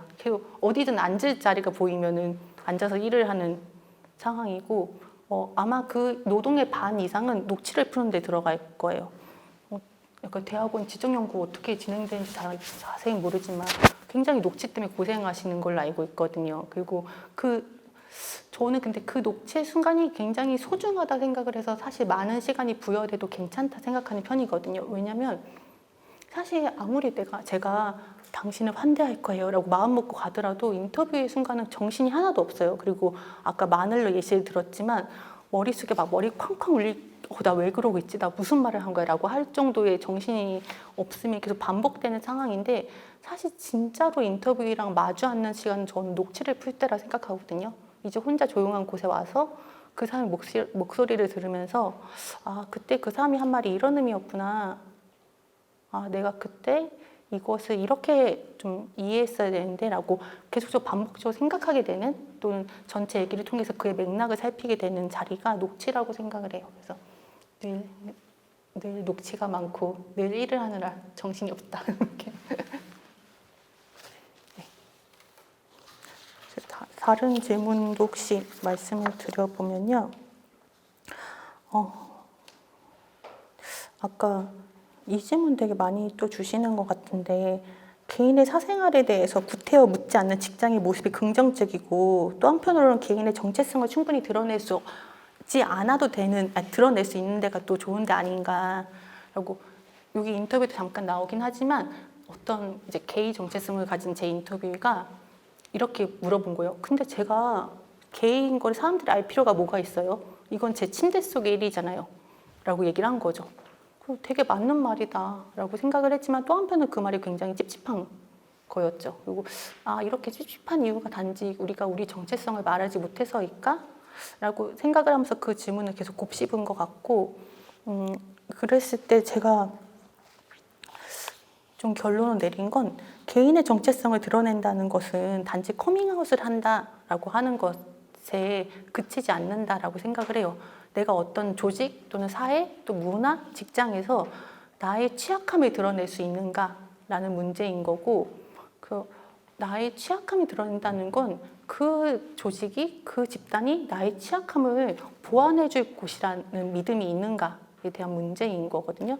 예를 들어 제가 요즘 취재하고 있는 한 정체성이 성인 ADHD예요. 그래서 성인 ADHD가 하는 노동에 대해서 취재를 하고 있는데 많이 요즘은 알려져 있긴 한데 집중력의 부족이나 우선순위를 정하지 못하는 문제나 이렇게 좀 사람으로서 좀 더 취약할 수 있는 부분들이 있는 게 성인 ADHD잖아요. 근데 그 부분에 대해서 지금 한국 사회에서 일터에서 내가 성인 ADHD를 겪고 있다라고 했을 때 보장받을 수 있는 것, 지원받을 수 있는 건 아무것도 없거든요. 오히려 임금 협상을 할 때 협상이 깎이는 것, 또는 성진하지 못하는 것, 또는 나중에 구설수에 오르는 것들만이 그 사람한테 주어진 앞날이겠죠. 쟤는 효율이 떨어지는 애, 쟤는 집중을 못하니까 이 일을 맡기면 안 되는 애. 근데 사실 저도 지금 조사한 자료가 되게 깊질 못해서 더 찾아봐야 되는 거겠지만 외국에서 그런 비슷한 일을 겪은 사람들의 몇몇 직장은 이 사람이 우선순위를 정하지 못하기 때문에 우선순위를 정할 수 있는 비서를 따로 붙여준다거나 아니면 대학 때 그런 것들을 상담받게 되면 정리정돈이 잘 안 되기 때문에 정리정돈을 할 수 있는 어떤 도움 시스템이라고 하는 사람들을 불러다 같이 붙인다는 거예요. 그래서 이 사람이 갖고 있는 일정한 취약성이라고 하는 것들을 그런 식으로 이렇게 보완해 준다는 거죠. 그랬을 때 우리의 직장은 내가 정체성이든 아니면 나의 취약성이든 얘기했을 때 그것이 너가 효율이 없는 몸이구나를 증명하는 거 외에 지금 무엇을 나한테 보장해 줄 수 있을까라고 했을 때 이 문제는 사실 임신 출산의 문제랑도 맞닿거든요. 내가 임신한 여성입니다. 라고 했을 때 선택은 두 가지잖아요. 민폐가 되지 않게 사라지던가 아니면 임신해도 똑같이 일할 수 있어요를 증명하던가. 모든 문제에 얽혀 있는 거라 생각을 하고 그래서 나의 정체성을 드러낸다 안 드러낸다 문제가 아니라 우리 직장이 나의 손상, 나의 정체성, 나의 취약성을 드러냈을 때 어떻게 반응하도록 하는 일터로 만들 것인가 이 문제인 것 같습니다. 저는 이 질문이 참 재밌는 것 같은데요. 그러니까 방금 작가님께서 굉장히 이렇게 정말 핵심적인 말씀을 해주셨어요. 그러니까 드러내건 안 드러내건 드러내고 싶을 때 그게 보장되는, 그죠? 편안함이 보장되는 그런 직장인 것이 중요하다고 했는데 한번 좀 투표를 해보고 싶은 생각도 드는데요. 여기 계신 분들은 구태여 사생활과 정체성을 묻지 않는 직장의 모습을 나는 선호한다. 아니면 개인의 정체성을 충분히 드러낼 수 있는 그런 편안한 분위기를 선호한다. 어느 쪽일까요? 구태여 묻지 않는다가 좋다. 그냥 개인적으로. 다들 얘기하고 그걸 편안하게 받아들이는 직장이 좋다. 네, 예상처럼 반반이네요. 네, 한번 해봤습니다. 투표해봤습니다. 네, 이어서 아까 그 편안함과 안전함이 정말 떨어지는 공간이 전 지역이라고 생각하거든요. 퀴어들한테 특히 맨 마지막에 질문에 지역에서 퀴어가 좀 더 힘들다. 그리고 그래서 노동과 매칭이 더 잘 안 되는 것 같다라고 얘기를 해주신 분들이 계세요. 제가 아까 노조에 있을 때 저 지역에 있었다고 했잖아요. 그리고 제가 지역에 있을 때 페미니즘 리부트가 막 시작되기 시작했죠. 지금 돌이켜보면 진짜 그 페미니즘 리부트를 만나고 정말 열심히 살았던 것 같습니다. 그래서 막 지역에 얼마 안 되는 젊은 페미니즘에 관심 있는 여성들이 맨날 모여서 막 뭘 만드는데 지역에 인프라가 없으니까 강사 행사를 하려고 해도 강사나 저자를 저기 서울에서부터 모셔와야 되고 그리고 어떤 다른 서울 가면은 막 강연을 알아서 단체들이 해주는 것 같던데 이런 이렇게 다양성 위원회도 있고 이러는 것 같은데 그 지역은 대학도 별로 없었기 때문에 그러니까 목마른 사람이 우물 파라. 그래서 강의를 듣고 싶으면 가서 강의를 듣는 게 아니라 강의 기획을 해야 되는 거예요. 그것도 아무런 단체도 끼지 않은 채 우리가 자원을 만들고 강연자에게 섭외 메일을 보내고 그래서 저희의 늘 부러우면 부산이었습니다. 우리가 부산만 했어도 이렇게 서름이 없었을 텐데 막 이러면서 그래서 그 당시에 막 기억했을 때 저도 막 그때 시민단체에 있었을 때였는데 시민단체 일이 막 9시, 10시에 끝나고 나면은 카페에 앉아서 10시부터 강연자 섭외 메일을 쓰기 시작하는 거예요. 근데 또 섭외 메일을 곱게 쓸 수도 없어요. 돈이 없으니까 되게 조금 모시고 차비만 들여서 모셔야 되니까 선생님 죄송한데요. 막 이렇게 시작하는 메일을 썼던 기억들이 나고 그랬을 때 사실 많은 걸 지역에 남기지 못했어요. 되게 열심히 활동했는데도 불구하고 늘 한 해 활동을 하고 나면 다음에 활동을 보장할 수 없었거든요. 이거는 퀴어 단체든 아니면 페미니즘 단체든 아니면 그냥 진짜 젊은 청년들의 모임이든 왜냐면 청년 숫자 자체가 굉장히 다르기 때문에 모든 청년들은 다 서울의 대학이나 일자리를 위해서 올라와 있고 지역에 남은 젊은 사람들은 별로 없어서 예를 들어 100명 중에 30명을 남기는 거랑 10명 중에 3명을 남기는 거랑 차원이 다르잖아요. 30명만 있어도 내년 사업을 기획할 수 있지만 3명이 남았을 때는 이미 너무 많은 지침, 내년에 우리가 뭘 할 수 있을지를 알 수 없는 상황들이 존재를 했는데 그래서 단체나 이런 것들을 많이 남기진 못했지만 저희가 남겼던 거는 사람이었던 것 같아요.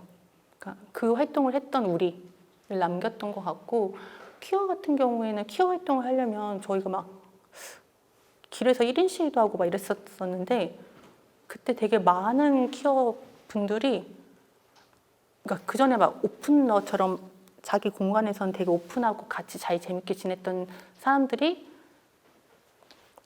1인 시위나 이런 거를 이제 거리에서 했을 때는 못한다라고 한 이유, 못한다라고 얘기를 했고 못한다라고 했을 때 그것이 다른 사람이 나를 해코지 할까 봐가 아니라 우리 아버지 친구가 지나가면 본다라는 거였어요. 왜냐면 동네가 지역 자체가 굉장히 좁고 다 인맥으로 얽혀 있고 친인척으로 얽혀 있는 곳에서 사실 그냥 지나가는 시민이 아니라 나의 아버지 친인척들, 나의 엄마의 지인들이었던 거죠. 그랬을 때 뭐 이런 문화에 대해서 설명하는 다른 퀴어 좋은 문화 분석들 책도 많지만 어쨌든 그 공업도시만 보자고 한다면 사실 인맥 인프라라고 하는 것들이 젊은 사람들을 어떻게 옥죄고 특히 성적인 소수자들을 어떻게 옥죄는지를 다시금 확인하게 됐는데 그럼에도 불구하고 그 지역에서 결국은 퀴어 문화 축제까지는 하지 못하고 퀴어 라이브라고 해서 조금 작은 규모의 축제를 했거든요.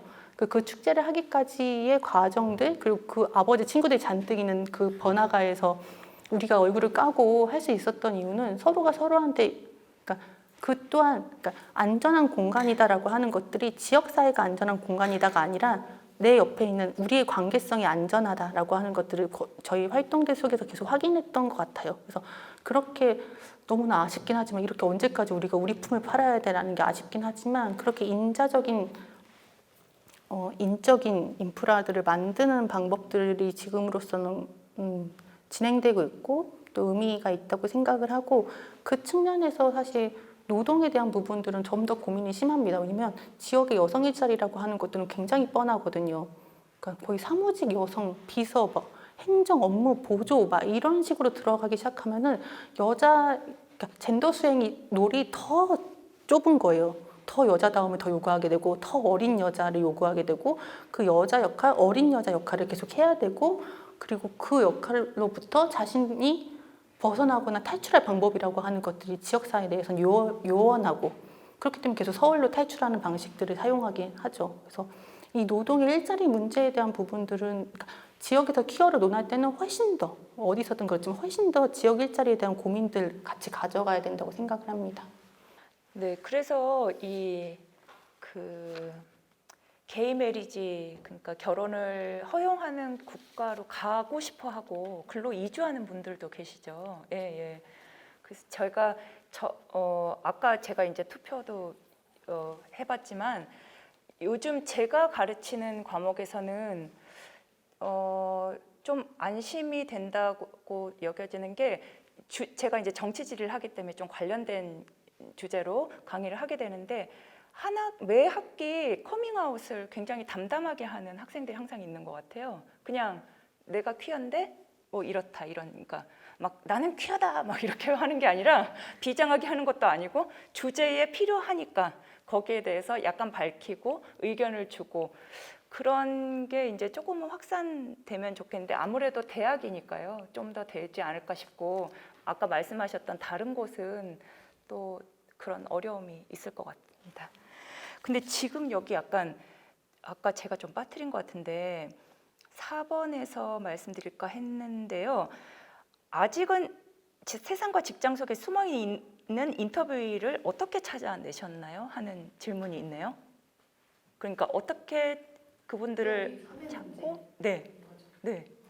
그 어쨌든 제가 아까 말씀드렸던 것처럼 제가 대학을 다닐 때 사실 잘 지내고 있었고 여러 친구들과 그리고 그 인맥이 계속 이어져 온 것들도 있고 또 한편으로는 지역에 가서 페미니즘 리부트의 바람을 불면서 저희가 여성 문제에 대해서 고민했을 때 단지 여성만을 고민할 수는 없었어요. 그래서 퀴어나 이런 전반적인 다양성에 대한 부분들을 같이 고민하고 그렇게 만나가고 그래서 뭐 세상이 퀴어 여성으로 나뉜 게 아니라 내가 어떤 정체성이 수많이 있는데 그 중에 하나가 퀴어인 사람들이 분명히 존재를 하고 그래서 그 사람들에게 섭외 요청을 하고 그래서 아주 그냥 농담으로는 겹지인들 내 친구의 친구들 이렇게 만나기 시작했던 거죠. 근데 그 섭외 과정이 쉽지는 않, 그러니까 심리적으로 쉽지가 않죠. 근데 약간 되게 예. 많이 잘 해주셨고 맞아요. 연락하는 그 행위가 제가 보면은 대학원생들이 너무나 그 과정에서 너무 어려움을 겪고 하기 때문에 제가 한 번은 어떤 대학원생이 진짜 그걸로 너무 고민을 하는 거예요. 연락을 해야 되는데 연락을 하는 행위가 안 되는 거예요. 그래서 제가 제 연구실에서 지금 전화를 해보라고 했어요. 그랬더니 너무 놀라는 거예요. 아니 해보면 괜찮을 거다. 문자라도 보내봐라 그랬는데 문자를 보냈나 근데 바로 답이 왔어요 또. 그래서 전화해가지고 그 다음날 만난다고 갔거든요. 사실 오늘 작가님 뵌다고 해서 제가 요즘 탈북민들을 좀 보고 있는데 계속 미루던 한 분한테 오전에 연락을 했어요. 그것도 이제 약간 힘을 계기가 되니까요. 그래서 그런 심리적인 작가님의 심리적인 좀 뭐라고 그럴지 주저됨 그런 거는 별로 안 느끼시는 편인가요? 저 사실 엄청 느끼고 저는 되게 낯을 많이 다들 그래요. 낯을 엄청 많이 가리고 또 전화 울렁증 있는 대표라서 작업 기간이 열흘이다 그러면 전화하는데 마음 잡는데 3일을 써요. 그러니까요. 네. 근데 사실 전화 걸면 다 반갑게 받아주실 게 확실하거든요. 근데도 주저하는 마음이라는 것들이 있고 이걸 왜 주저하게 되는가를 좀 살펴볼 필요가 있을 것 같아요. 저는 사실 인터뷰의 기획이 굉장히 분명하면 그 주저함이 좀 덜하거든요. 그러니까 내가 이 사람이 반드시 이 얘기를 할 거라고 원하고 있을 거고 그 사람이 하고 싶었던 얘기와 내가 듣고 싶은 얘기가 굉장히 매칭이 잘 될 거야라는 확신이 있으면 좀 덜 주저하게 되는데 이게 아무리 그렇지 않다라고 하더라도 상대한테 좀 미안해지는 일이잖아요. 인터뷰라는 게 시간을 내서 나와줘야 되는 것도 있지만 당신이 원하는 얘기의 100을 다 내가 담을 수는 없다라는 것이 있기 때문에 아마 그 미안함의 척도가 커질수록 저는 연락을 잘 못하게 되는 것 같아요. 굉장히 중요한 지점이에요. 그러니까 뭔가 캥기는 게 있는데. 네. 그리고 약간 이분의 어려운 얘기를, 그러니까 저는 약간 그런 죄책감이 있어요. 이렇게 어렵사리 시간을 내서 또 내면에 있는 얘기를 해준 걸로 나는 듣고 직장도 구했고 승진도 하고 연구비도 타는구나. 그러니까 내가 성공하는데 그 발판으로 삼는구나 하고 캥길 때 더욱더 주저를 하게 되고 근데 오늘 제가 전화드린 분이 굉장히 상냥하게 정말 도와드리고 싶다. 어떤 얘기를 원하시냐 이런 걸 물어본 다음에 나중에 뭐라고 물었냐면 국정원이 많이 이렇게 물어보는데 그런 거랑 비슷한 거죠? 이렇게 물어보시는 거예요.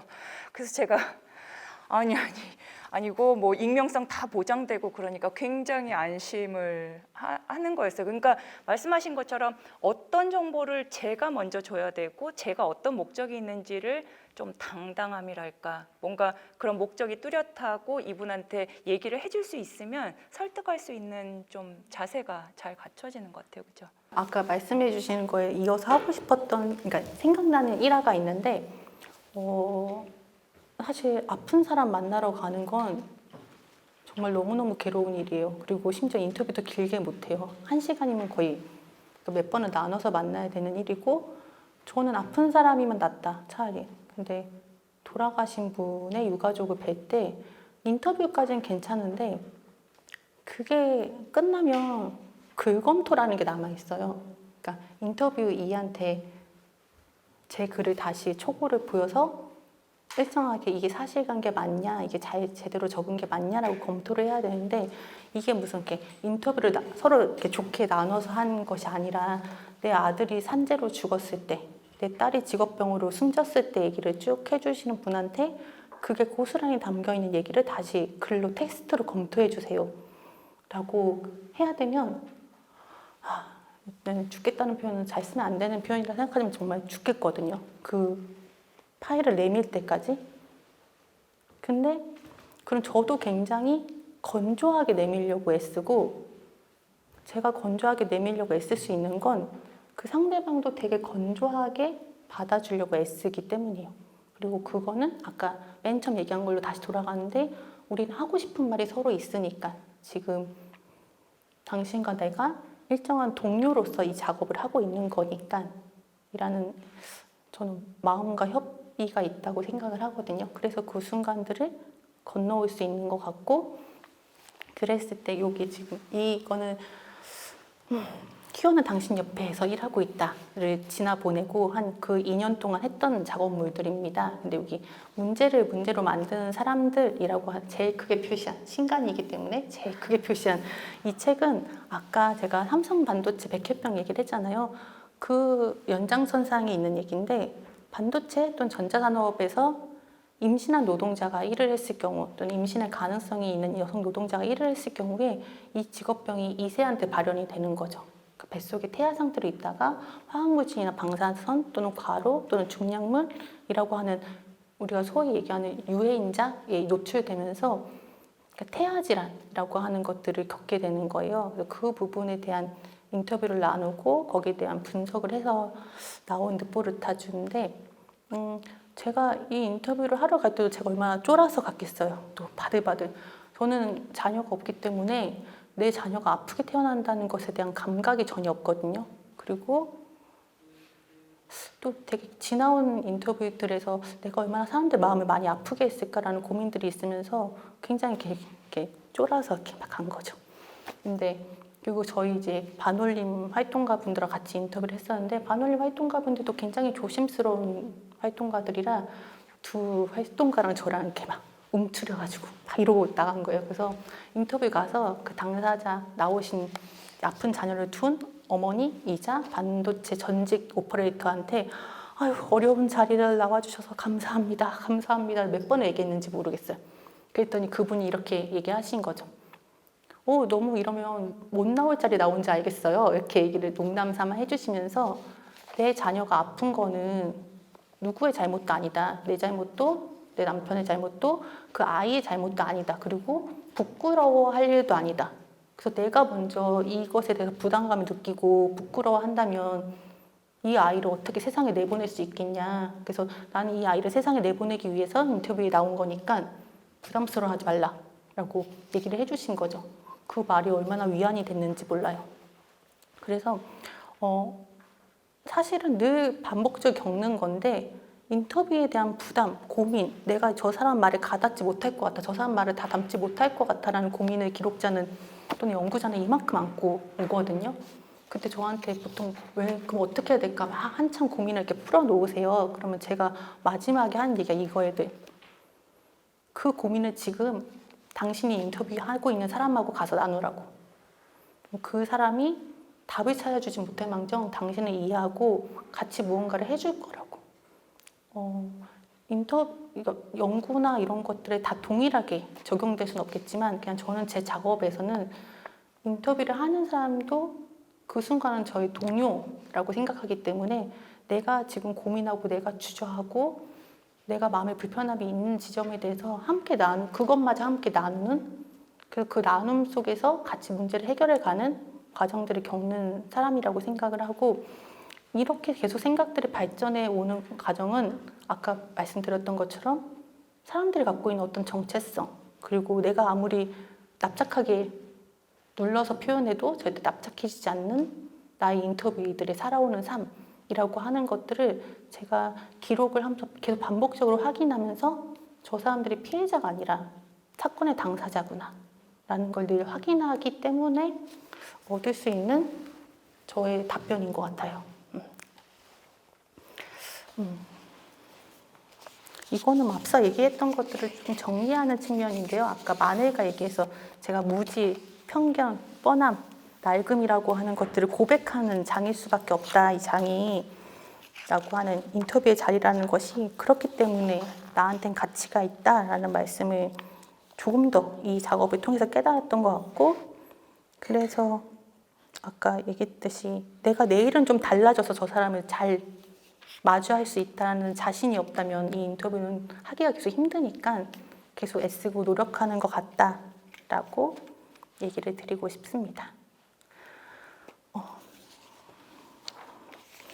그래서 사실은 제가 이 책 작업을 할 때 여러 가지 약간의 아쉬움들이 있는 책 작업이에요, 저한테는. 왜냐면 이 작업을 처음 해보는 작업이기도 했고, 당시에 저한테 주어진 자원도 되게 많이 부족했어요. 이게 세월이 좀 한국 사회는 정말 빨리 바뀌는 것 같은데, 제가 이 작업을 2018년, 17년부터 시작을 했을 때는 정말로 논문 하나를 찾으려고 해도 소수자나 퀴어에 관련된 논문이 없는 거예요. 그러니까 제가 얻을 수 있는 삶의 태도 또는 지식이라고 하는 것들이 굉장히 한정되어 있는, 근데 저는 또 한편으로는 아까 얘기 드렸던 것처럼 소수자를 계속 인터뷰해온 사람들이 아니었고, 내가 아무리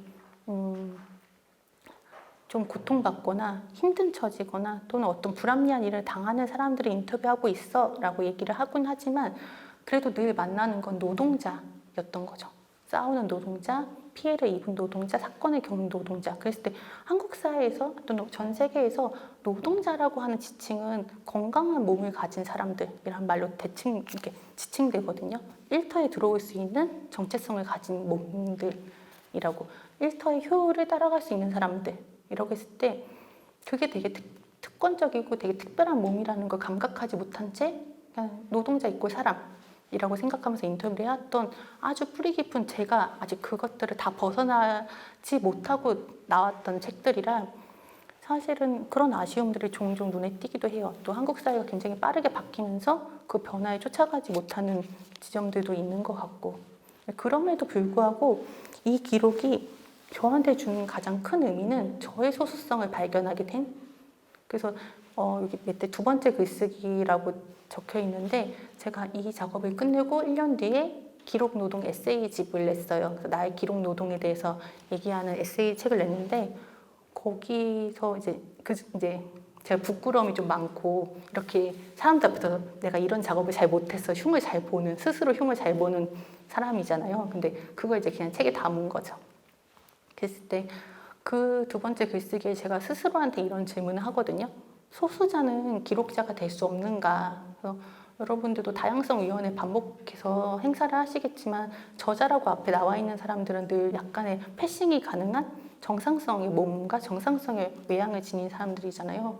제 주변의 기록자들도 일정하게 사람들이 살아가는 생애주기에 맞춰서 살아가고, 실제 정체성이 어떻든 간에 그것이 패싱이 가능하고 일정한 학력에 일정한 몸을 지닌 사람들이고, 저도 사실은 그런 집합에 속해 있는 거죠. 그랬을 때 왜 기록자는 늘 소위 말하는 비정상인 또는 비성소수자, 비장애인이 해야 되는가 라는 고민들로 이어졌던 것 같아요. 그러면서 아니 왜 정상인만 기록해? 이런 단순한 물음이 아니라 실제 그런 기록을 하고 있는 내가 정상이라 부를 수 있는 사람인가? 우리는 모두 다 퀴어다 라고 했던 건 굉장히 운동적인 슬로건이었고, 그것을 조금 더 내 안으로 들어와서 나의 기록 속에서 나의 소수성은 나의 기록과 어떻게 만나고 있는지, 나라는 사람은 나의 인터뷰와 어떤 위치에서 만나고 있는지 조금 더 세밀하게 살펴봐야겠다라는 생각들을 하면서 이런 질문을 던졌던 것 같습니다. 그리고 이 다음, 지금 이제 책 출간을 아직 하지 않았는데 출간을 앞두고 있는 작업은 그런 저의 소수성과 인터뷰의 소수성이 정말 속된 표현으로 다이다이로 만나는 그런 작업들을 좀 준비를 하고 있어요. 그래서 퀴어는 당신 옆에서 일하고 있다는 저한테 그런 의미를 안겨준 작업이 아닐까 싶고, 그다음에 또 한편으로는 저는 이것도 굉장히 소중한 저의 얻어짐이라고 생각을 하는데, 저는 한평생 노동자가 뭐지? 난 노동을 기록하는데 노동자가 뭐지? 라고 생각을 했다고 했잖아요. 그리고 노조에 갔을 때 비로소 나는 일하는 사람이구나 라고 느꼈다고 했는데, 그럼에도 불구하고 내가 만난 노동자는 대체 누구인가? 라는 고민들을 했을 때 나는 왜 노동을 기록하는가?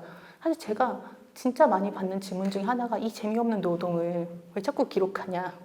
되게 재밌는 글감이 세상에 많은데 늘 왜 이렇게 힘든 거 하냐라는 질문을 받았을 때 여러 가지 답변이 있지만 또 한편으로는 되게 뚜렷한 답변이 없었던 거예요. 그랬을 때 제가 나의 삶의 숙제로부터 키워는 당신 옆에서 일하고 있다를 기록했다라고 말씀드렸던 것처럼 여자 노동을 하는 나에 대한 고민들 속에서 다른 노동을 하는 다른 사람들을 쭉 정말 노동자로서 진솔하게 만나가는 과정들을 거치면서 그 책들이 쌓이고 쌓여서 요거는 두 번째 글쓰기에 키워는 당신 옆에서 일하고 있다 AS 편이거든요. 그러니까 이 키워는 당신 옆에서 일하고 있다에 참여를 했던 이제 20살 초반에 이제 자기 정체성이 트랜스젠더였던 어떤 한 지인이 저한테 쪽지를 보내온 거예요.